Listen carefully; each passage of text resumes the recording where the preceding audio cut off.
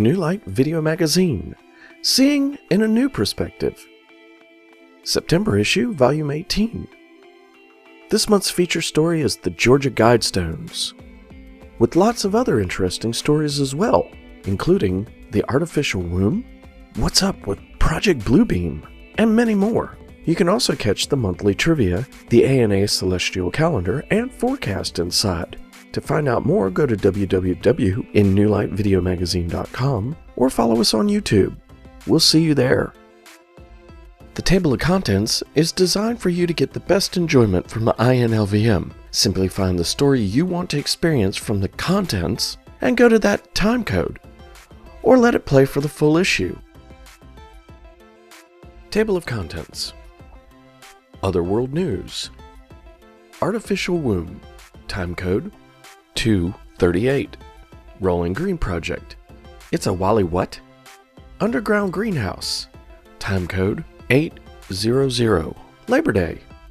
Time code 1130. Feature story. The Georgia Guidestones. Time code 1624. What's up? Uncovering unexplained phenomena. Project Bluebeam. Time code 2231. Entertainment Central. Trivia time. Time code 2730. 3D printing. Time code 2912. To remember. Time code 3220. Holistic health. Honeybees. Time code 3403. Mesquite meringue cookies. Time code 3743. Astronomy and Astrology. Astronomy photo of the month, September Nebulae. Time code 3911. There's water on Mars. Time code 4052. ANA celestial calendar and forecast. Time code 4559. About in New Light video magazine. Time code 5700. Contributors and credits. Time code 5751. Artificial wombs. The future of childbirth. Women have been having babies since the beginning of time. Even the aspects of our universe are feminine. So, when we think of wombs, we picture a woman. When we think of childbirth, we think of a woman having a baby. It would seem science is pushing its limits and has developed an artificial womb. The thought behind this idea, they claim, is that it can help those that are unable to carry a baby naturally. This procedure is called ectogenesis, and it is defined as raising a fetus outside the human body in an artificial womb. In fact, the term ectogenesis was coined in 1924 by British scientist J.B.S. Haldane, who predicted by 2074 only 30% of births would be human births. In the daily nonprofit magazine Reproductive Health and Social Justice, journalist Soraya Kamali wrote of two scientists that are leading the way in ectogenesis. Dr. Yoshinori Kuwabara of Jintendu University, a Japanese scientist, says this study will help save premature babies. Dr. Yoshinori has successfully gestated goat embryos in a machine that holds amniotic fluids in tanks. Dr. Helen Young-Ching Liu, director of the Reproductive Endocrine Laboratory at the Center of Reproductive Medicine and Infertility at Cornell University, is using this process to help women that are unable to conceive and gestate babies. Back in 2003, she and her team were successful in growing a mouse embryo almost to full term by adding engineered endometrium tissue to a bioengineered extrauterine scaffold. Here recently, Dr. Liu grew a human embryo for 10 days in an artificial womb. Both of these researches were done quietly. Dr. Liu's work is limited by legislation that imposes a 14-day limit on research projects of this nature. As complicated as it is, her goal is a functioning external womb. One thing I haven't found out is what happened to that fetus. Did it die or was it killed? This womb is an amniotic fluid-filled aquarium. with a bunch of feeding tubes and monitoring cables attached to a live developing organism. Those tubes act just like the umbilical cord in a normal uterus, feeding nutrients and oxygen for the organism to grow.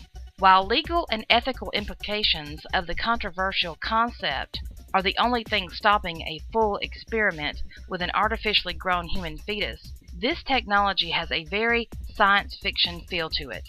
Though this concept sounds completely far-fetched to others, the technology to start growing a human fetus is there, and it does exist. While many would argue that this is a safe way to conceive a child, wouldn't the humanity be taken out of this concept? The bonding that takes place between a mother and a child during gestation is absolutely indescribable. Why would others even think about taking that away? That intimacy is very important and crucial to human development. In the America, the National Catholic Review, professor and journalist John Nesavera writes, "I can tell you that this deprivation is a very serious thing." Other experts state that it would change society's view of women. Julian S. Murphy wrote an essay in the book Feminist Perspective in Medical Ethics, stating, "It will hand over women's sacred birthing ability to science." Many would argue that every woman has a right to have a child, and if technology is there to make it happen, it should. The argument of it being a safe way to have a baby, that women wouldn't have to bear the stress alone and deal with the body changes for 9 months, is at the forefront. I normally keep a balanced view on our articles, but this just sounds too much like the Matrix. It brings to my mind a society lost of feeling and intimacy, one solely of the head and none of the heart. Does this sound like a world you want to grow into? As much as I would want every woman to experience the wonderful process of being a parent, I do not think we should take the humanity out of it. I believe in science, and I also believe that science and spirituality should go hand in hand. One should not overshadow the other, but work together. Science, just like any other path, can go to extremes. Maybe this is one of them, maybe not. What do you think about this? Do you think it will just stop at helping those who can't carry babies in their uterus? Regardless of what we think, echogenesis will be top on the list of research. Hopefully our humanity will not be put into the back seat, but remain front and center as it should. This is Stacy Hill with a New Light Video Magazine, shedding new light on the future of childbirth.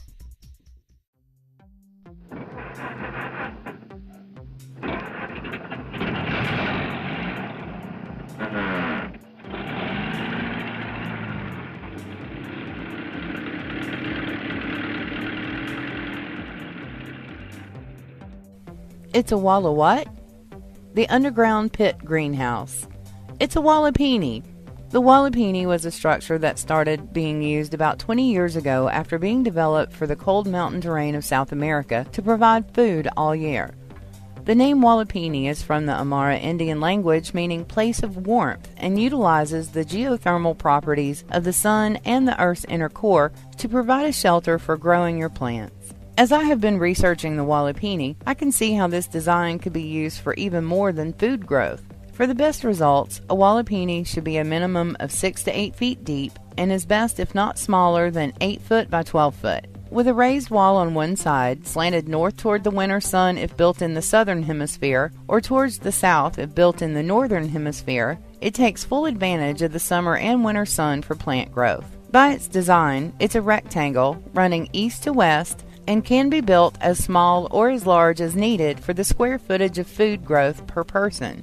After digging into the ground to the desired depth, the upper wall is built with adobe or other block and bermed into a hill with compacted dirt for insulation. A roof is made of treated wood beams with 2 layers of heavy translucent plastic, wrapping those to create the air pocket between the plastic sheets for the solar heating process.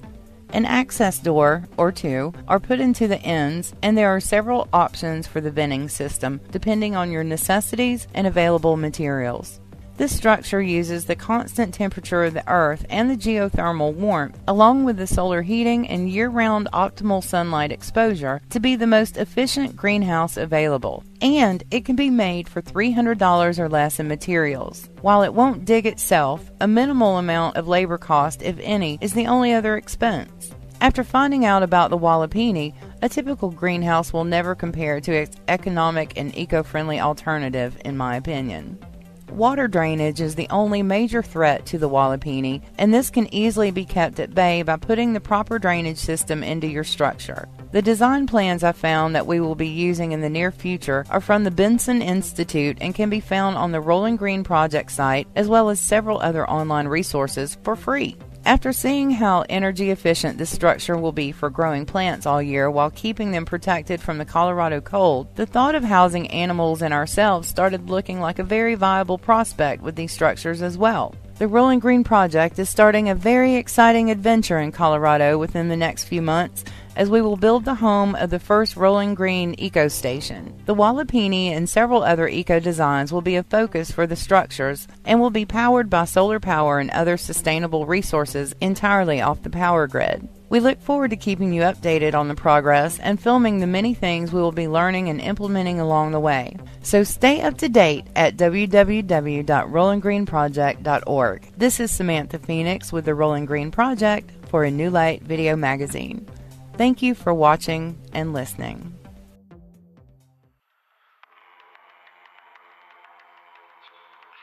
When using positive ion induction for enlightenment purposes, it's important to remember that brown is for grounding and should always be placed on the left side of the head, like so, while purple is for positive induction. It should always be used on the right side of the brain for optimum enlightenment. Like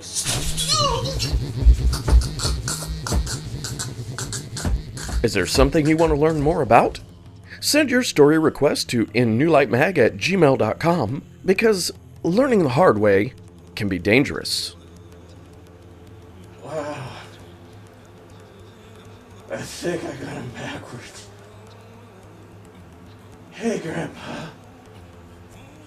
I thought you had passed away.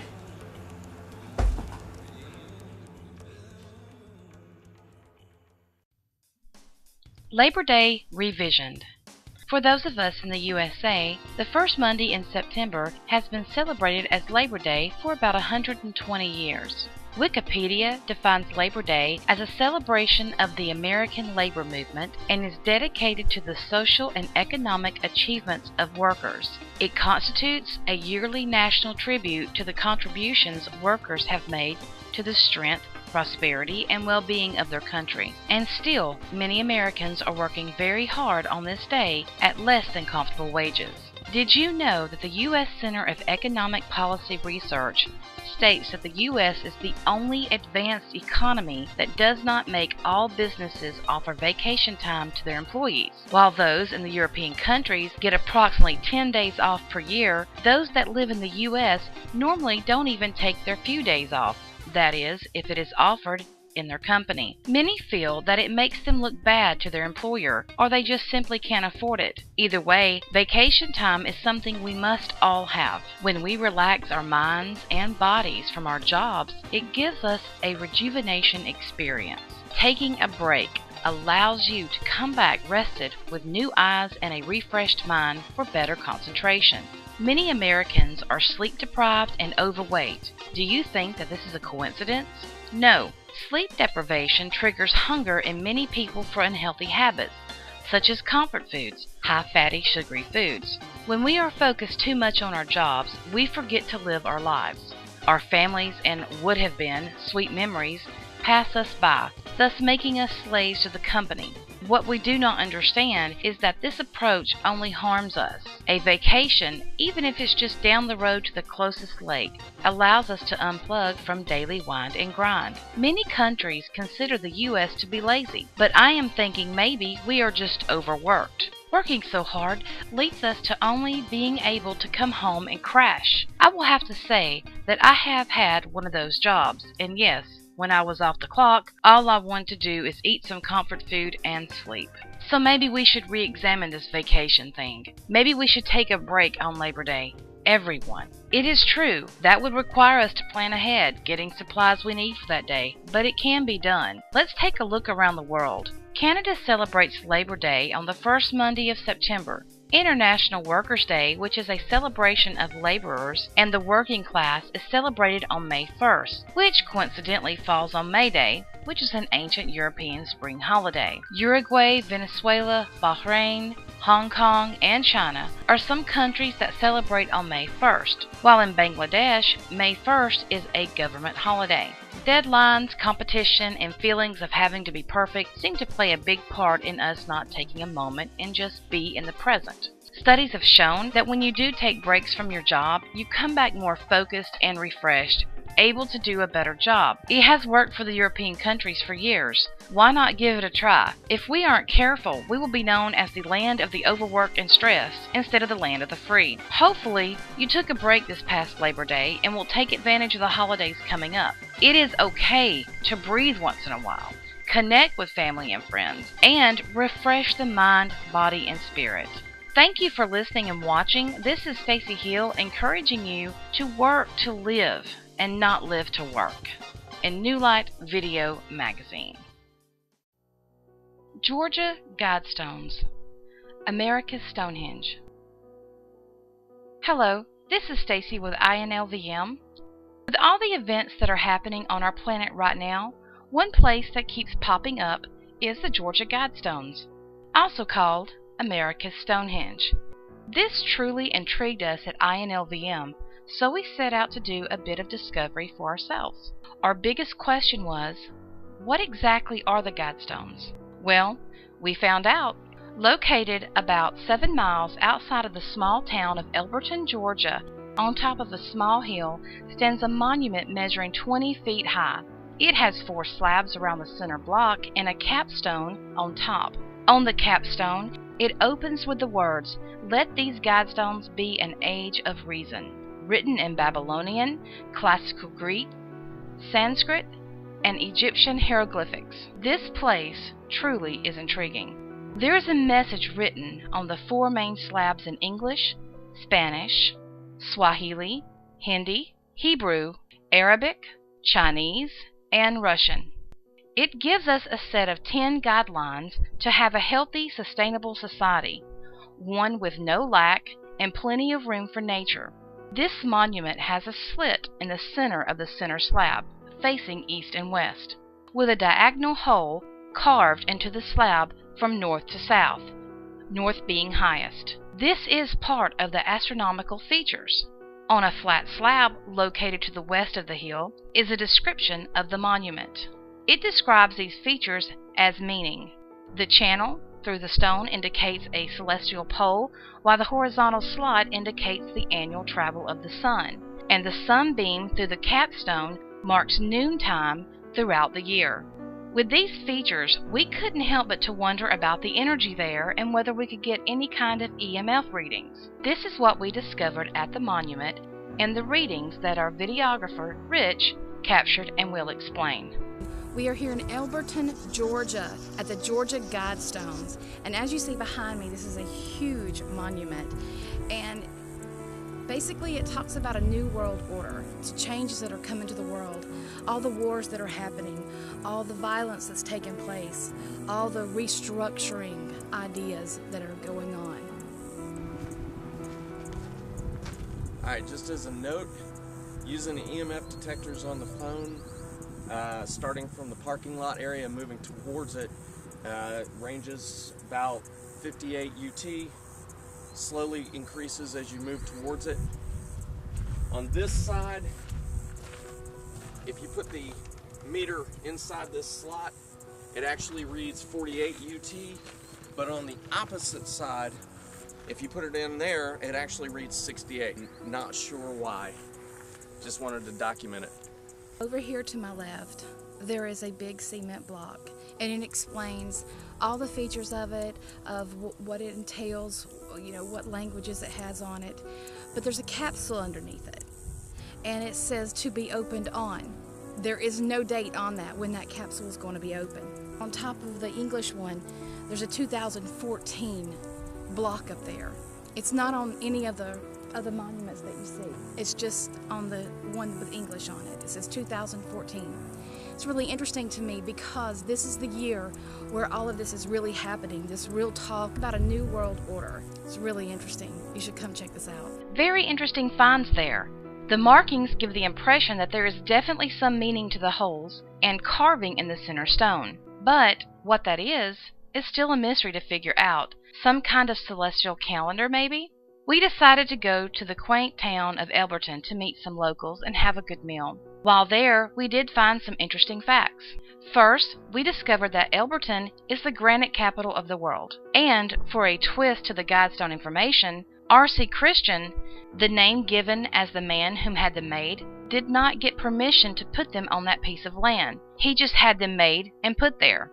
Little is known of this man, R.C. Christian, only that he is a Christian man. There are many accusations and suppositions about him. One is about him being from the Order of the Rosicrucian, and another of him being part of the New World Order plan. There was assumed to be only one man that knew what he looked like, and that man has since passed, but I am sure someone knows who this mystery man is. Is this a sign of the New World Order, their plans, and what is to come? Or is this just one man's idea of how we should live on Earth and the guidelines we should set in order to have an abundant planet? This structure was erected on March the 22nd, 1980, and does have a slab placed to the west of it that gives details of the monument. The funny thing is that it states there is a time capsule, but it doesn't state when it is to be opened. Also, the slab with the English writing has a block on top with one side printed 20 and the other 14. Is this a sign as well? There is much, much more I wish I could write about this place. I urge you to do your research as well. I feel that this structure was placed in that location for a reason. Why would someone spend that kind of money to make an elaborate creation for no other reason than to make his opinions known to the public? Whatever the reasons, this place is a true wonder and should be on your to-see list. And as always, please let us know what you find or have found out by your research. Thank you so much for listening and watching. This is Stacy Hill in New Light Video Magazine. INLVM is proud to share some of Tom Joyce's beautiful work from his new album, Aberg Piano Works. To hear more of this album, go to tomjoycepiano.bandcamp.com/releases. You can hear the rest of this amazing album and pick up your copy today. What's up? Something blue? Rich here with INLVM, and this month we're taking a look at Project Bluebeam. When I first looked this subject up, I found a really impressive video demonstration from a Japanese company. The video supposedly came from a company that had developed the technology for entertainment purposes. I watched as an amazing, lifelike recreation of a water monster rose up in front of shocked onlookers. It splashed around, growled, and roared, and then turned and swam away. I was surprised to find that when I looked the video up again to get the name of the company, it had been renamed. I found that it now said NASA Project Bluebeam Demonstration, and no longer had any information on the original company. The Bluebeam mystery becomes more interesting the more you learn about it. There are several stages involved in Project Bluebeam. The first stage is reported to be the creation of artificial earthquakes in several key areas around the globe that are designed to reveal new discoveries that are meant to explain flaws in the major religions. This is believed to be designed to pave the way for a transition to a one-world unified religion. This leads us to Stage 2, which includes a projected show in the skies above that can be seen worldwide. It is believed that this show will beam the images and voice of each religion's god to their followers based on the religious predominance in each geographic location. We will see our saviors in the skies above and hear their voices as if they were speaking to us within our own heads. It is said that all images will meld into one new unified religious figure and mark the beginning of a new world order. Hard to believe? This technology is already in use and leads us into stage 3. How could they beam a voice into our heads? There's a video of a billboard for a show on A&E called Paranormal State, which uses extra low frequencies to make people passing on the streets below believe that someone or something whispered in their ear. You can see a video of this by looking up ultrasound billboard on YouTube. You can clearly hear a disembodied voice say, "It's not your imagination," or question, "Who's there?" It is reported that this technology could be used to make the deaf hear, the blind see, and even the crippled regain use of their afflicted parts, but it is believed by many that it will instead be used for less honorable purposes. Some people believe that this technology could be used to cause heart failure in uncooperative individuals. According to a video titled Anonymous Project Bluebeam and Fake Rapture Agenda, this technology has been used to stop the hearts of isolated frogs during testing. We now come to stage 4. Stage 4 is described as an electronic universal supernatural manifestation and is believed to be designed to make mankind believe that an alien invasion is imminent. Some say that it will make people believe the rapture is at hand, or that a global satanic force will manifest worldwide. You can see more by looking up a video called What is Project Bluebeam? In fact, our media seems to be preparing us for this as well, with games, movies, and books about alien invasions and the end of times. One company has even designed quasi-universal intergalactic denominations, or QUIDs, since none of our existing money will be of any use in space. What I have found is that Project Bluebeam can be a very fascinating subject to study, but it is also very time-consuming and at times even confusing to say the least. In closing, I leave you with this quote from Benjamin Franklin: "Believe none of what you hear and only half of what you see."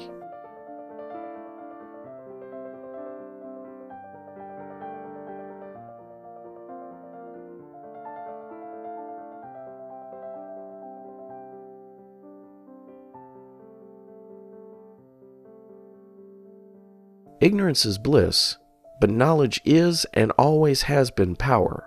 I hope that you will take the time to do some research of your own into this fascinating subject and share your findings with others. As always, thank you for watching and listening. Hey ladies, are you ready for your 20-minute twerk out? Because it starts now. Advertisements are great, but I'd rather see yours here than this. So send us an email entitled AdSpace to innewlightmag@gmail.com to find out how to get your advertisement in our publication. And well, see less of this. I think I pulled a groin.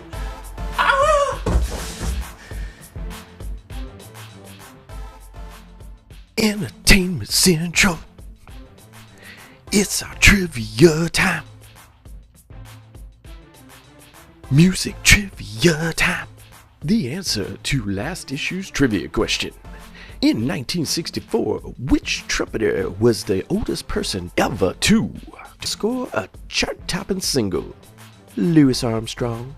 As Wikipedia states, in 1964, Louis Armstrong recorded Hello Dolly, which became his biggest-selling record.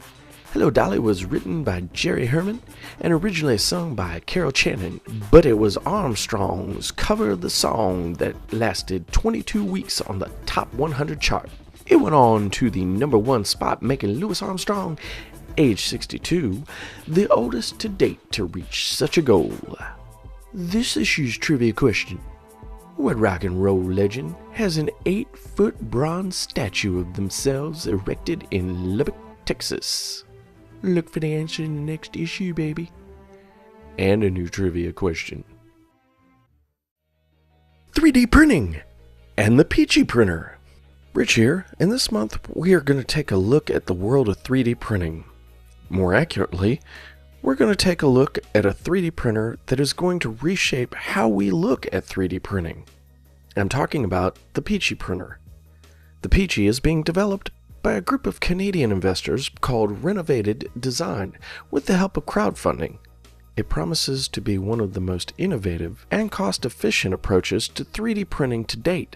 With a price tag of $100, it won't be long before swarms of excited designers are printing their own amazing creations in their home or office with this fantastic tool. How does the Peachy keep the cost well below the competition? The answer sounds as interesting as the printer itself. While other 3D printers keep costs down by using cheaper parts in their designs, the creators of the Peachy printer decided to reinvent how a 3D printer works.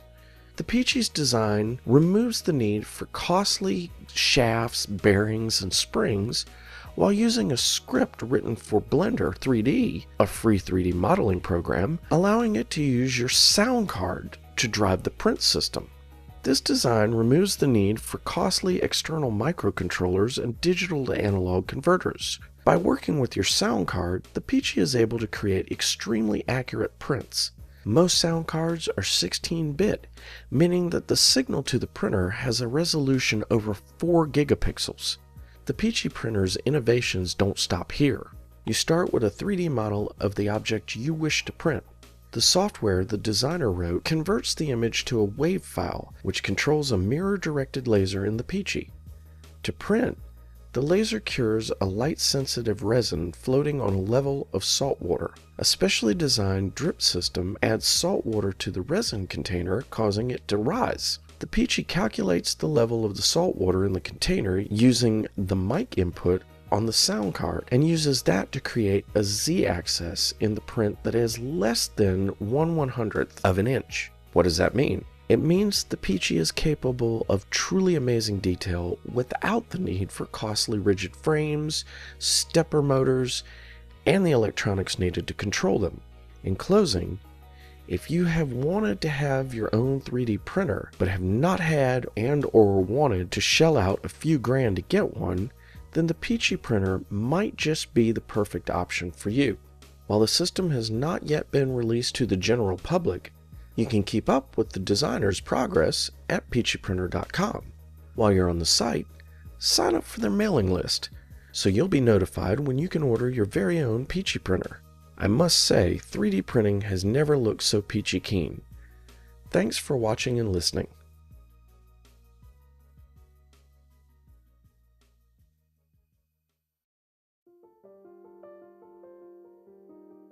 To Remember by Rich Lane. To remember can be happy. To remember can be sad. It can make you appreciate all that you have or have had. Like treasures to be rediscovered, their riches are often untold. Some can be quite subtle, while others quite bold. What wonderful secrets does one's memories hold? Some memories drive us, others give strength.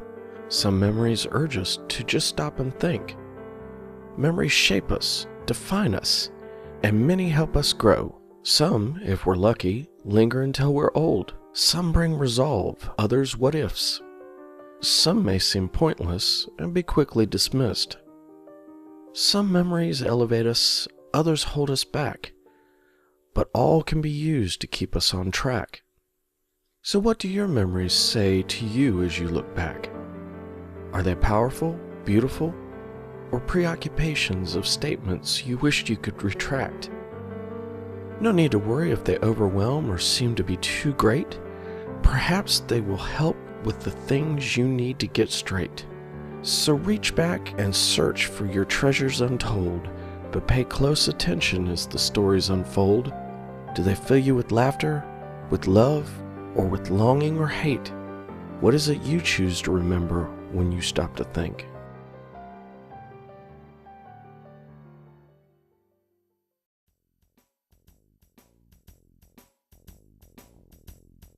Honeybees, delivering the sweetness of life. Many of us hear the word bee and we clench in fear. Whether allergic or just scared of being stung, bees play a very important role here on Earth. In a past issue and on our Facebook page, we have discussed the many ways we can use honey to our benefit. It is up to us to make sure the honeybees are being protected so that we may continue to take advantage of one of nature's greatest remedies and goodness. Lately, honeybees have been a popular topic, as it seems they are dying off and their populations are getting thinner.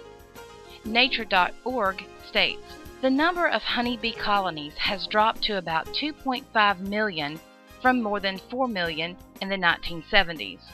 The reason behind it is either because habitats are being lost, pesticides are being used, or diseases are killing the hive.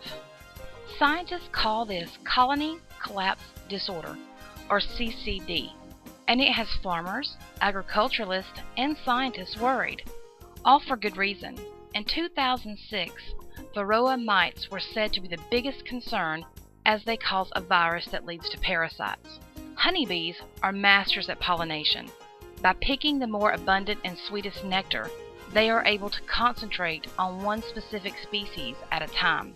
They are able to communicate their direction and distance from the hive to the sweet spot.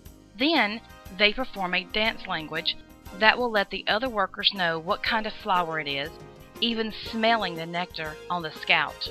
The honeybee's pollination process is very important as they transfer pollen grain cells between male and female plants.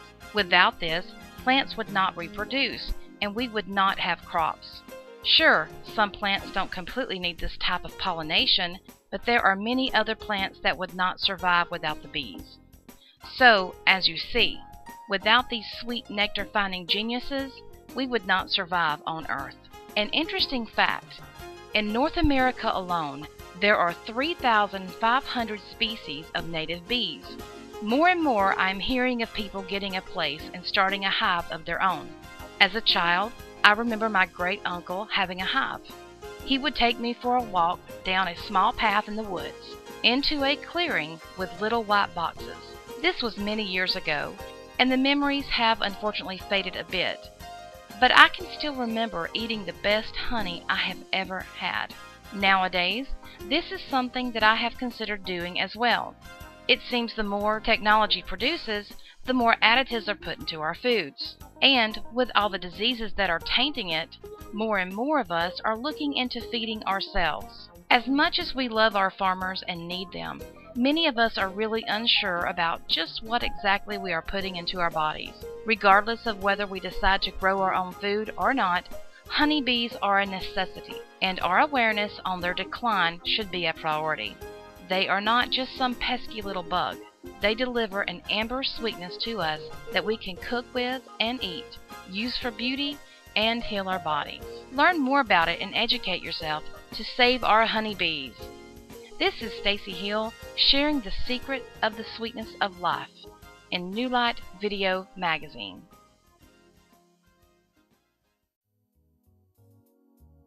Mesquite meringue cookies, gluten-free, can be sugar-free. Ingredients: 3 egg whites, 1 cup of sugar or cup for cup sugar substitute. Can add less if a less sweet cookie is preferred. A 1/2 cup mesquite flour, a 1/2 teaspoon of salt, and 2 teaspoons of lemon juice. Mix the sugar and mesquite flour together.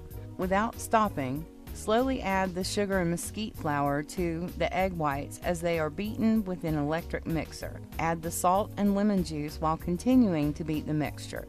Continue beating until a consistency is reached that is stiff and will not drop from the beater and form slight peaks. Immediately after beating, place the spoon-sized drops on a cookie sheet with wax paper. It is preferred that the cookie sheet has holes.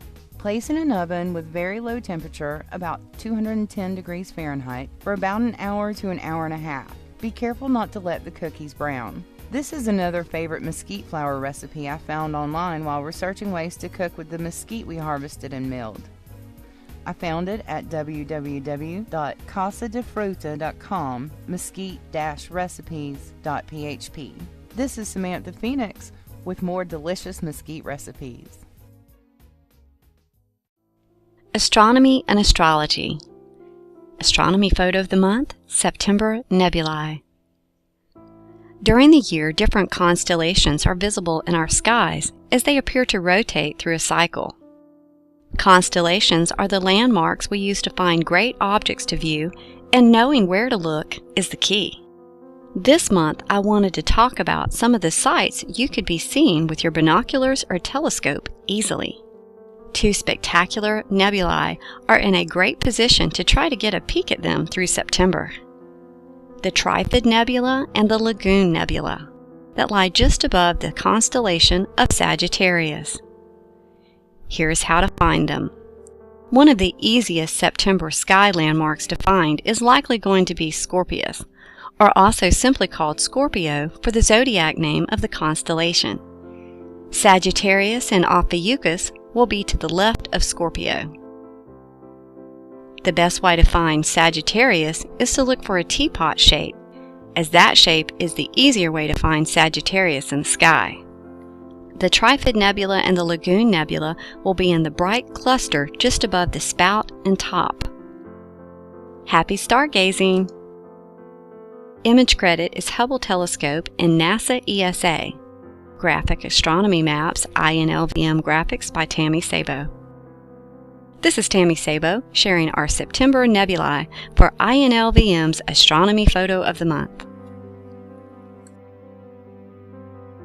When information is beyond belief, beyond conspiracy, or beyond the norm, then it's beyond news. Find out more at articlechase.com/beyond news.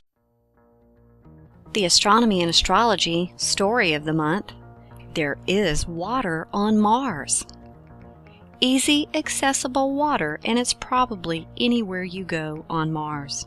Quoted from Lori Lishan. This may or may not be new news to you.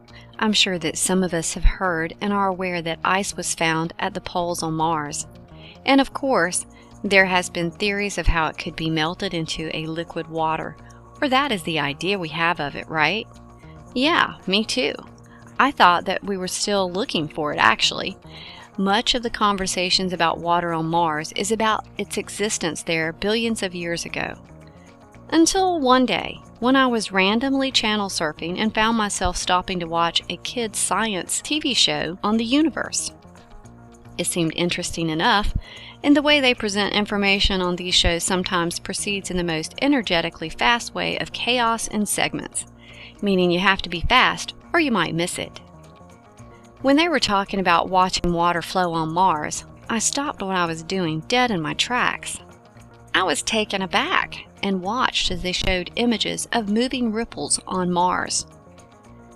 The best way to describe it is that the water is like thick mud and it flows, which creates ripples in the red dirt surface. I looked it up and found that Wikipedia and several other informative sites still don't seem to know this fact.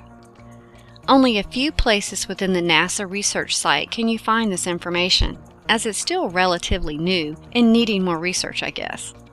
Still made me wonder, why doesn't the mainstream of the public know this, and yet younger generations are being taught this right from our televisions?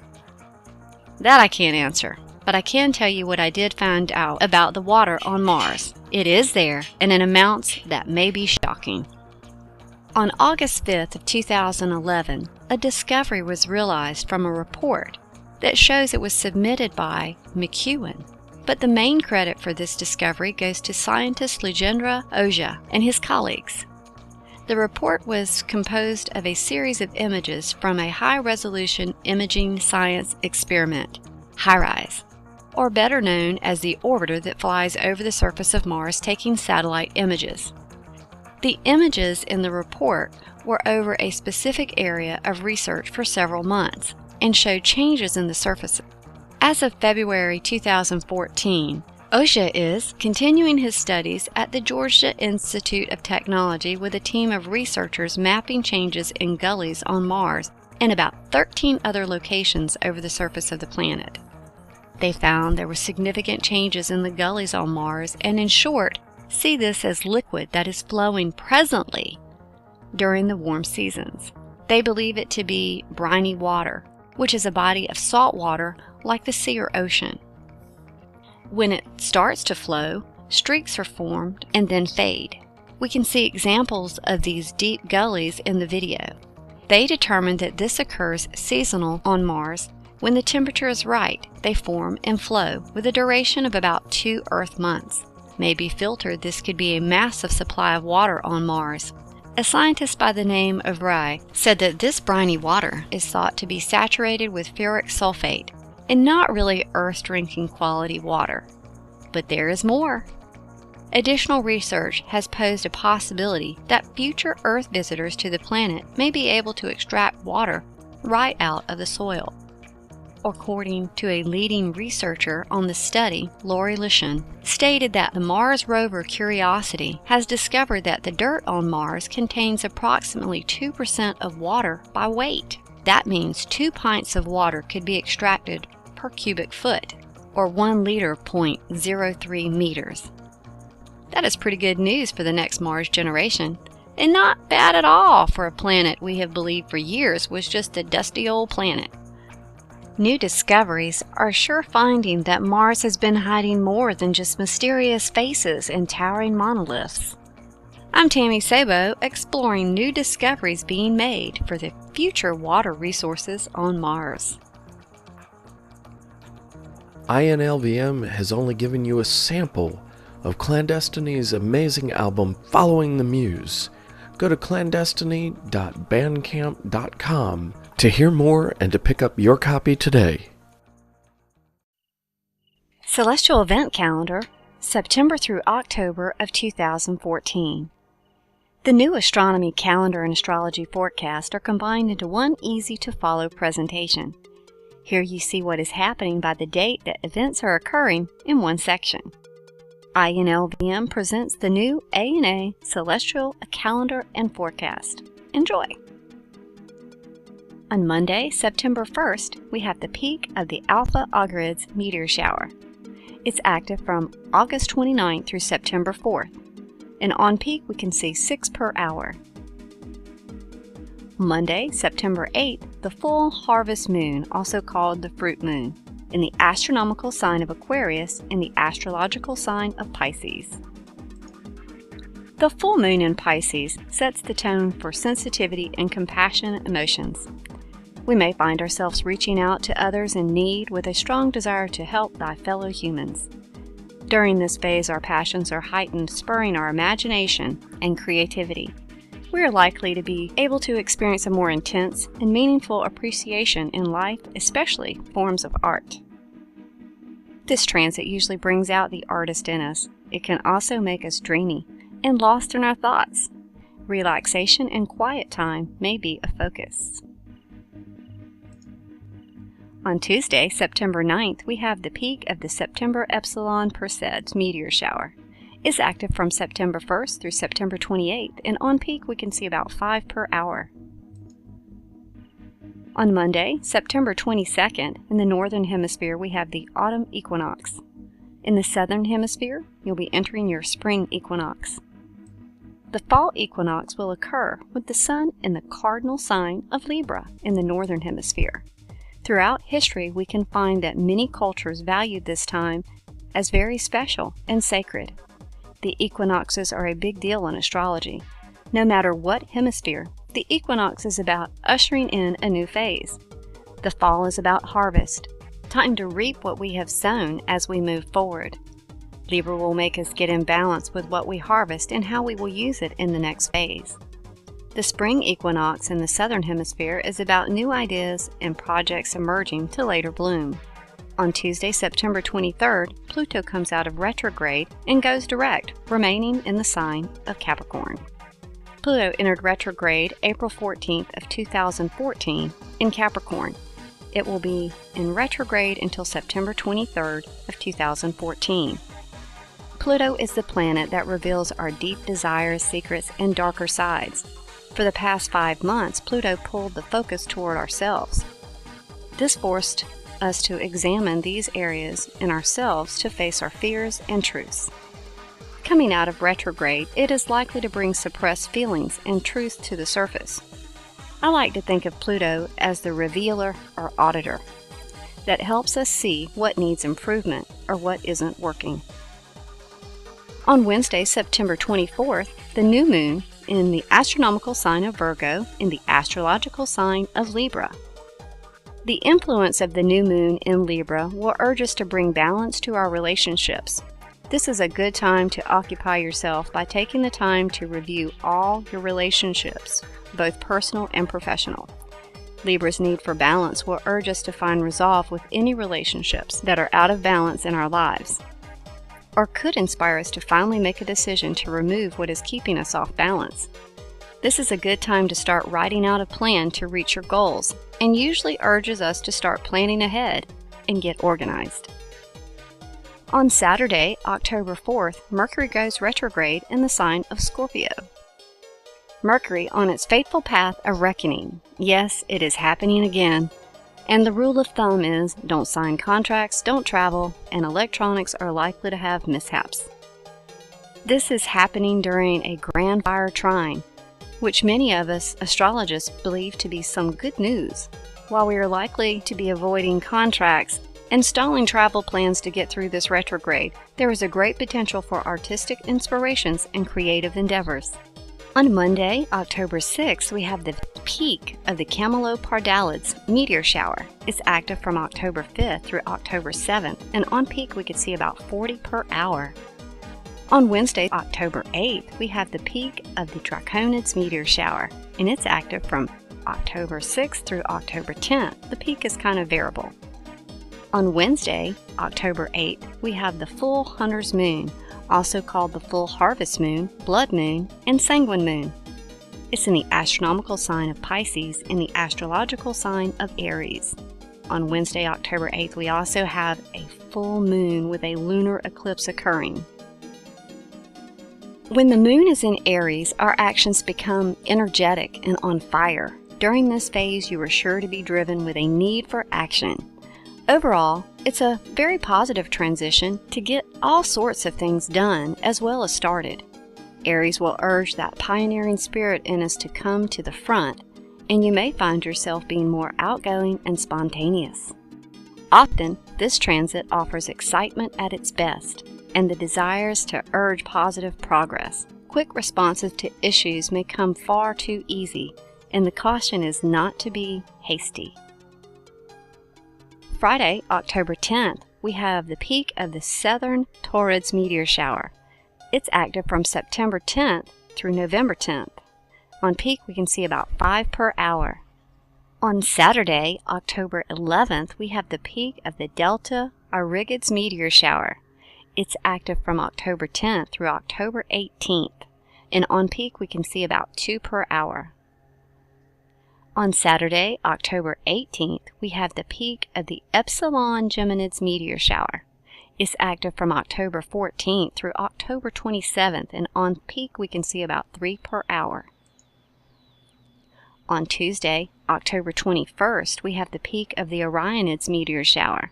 It's active from October 2nd through November 7th, and on peak we can see about 18 per hour. On Thursday, October 23rd, we have the new moon in the astronomical sign of Virgo, in the astrological sign of Libra. The new moon in Peacemaker Libra. During this transit, we may find that we are able to relate to the problems of others and their point of view.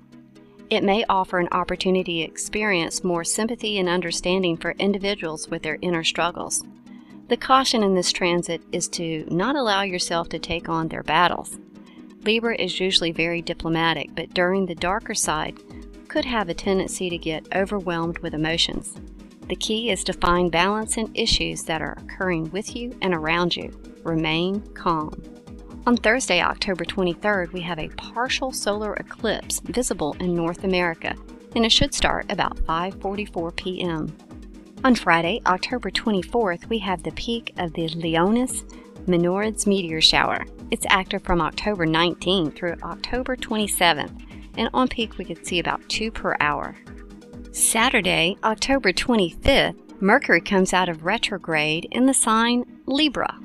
Other planets in retrograde during September and October of 2014. Chiron entered retrograde June 20th of 2014 in Pisces. It is in retrograde until November 23rd.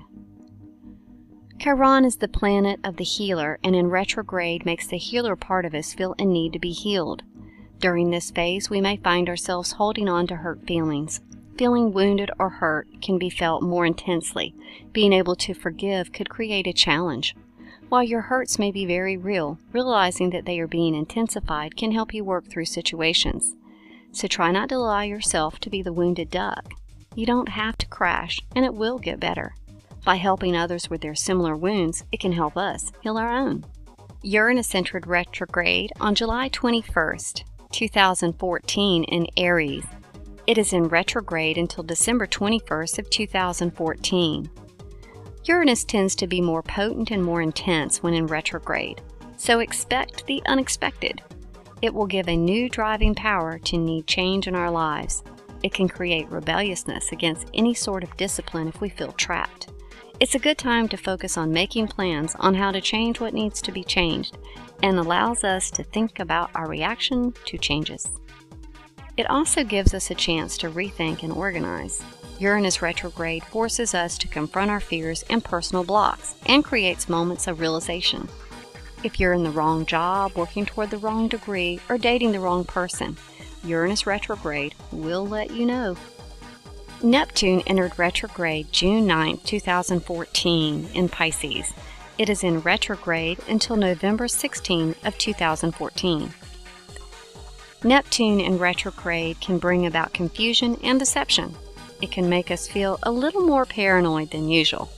Efforts to quit bad habits are more likely to be delayed and stalled. This retrograde is especially known to cause heightened sensitivity and receptivity, your intuition.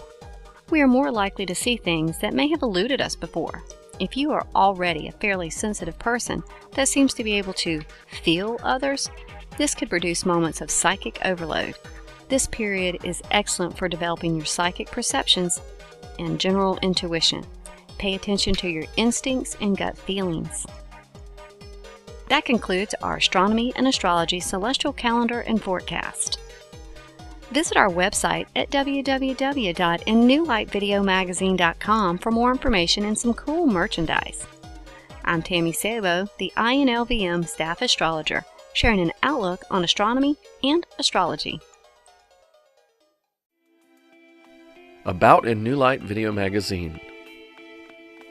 We are the first of our kind as a video magazine, and we look forward to bringing you, our viewers and listeners, into thinking of new possibilities and gaining new perspectives with each issue.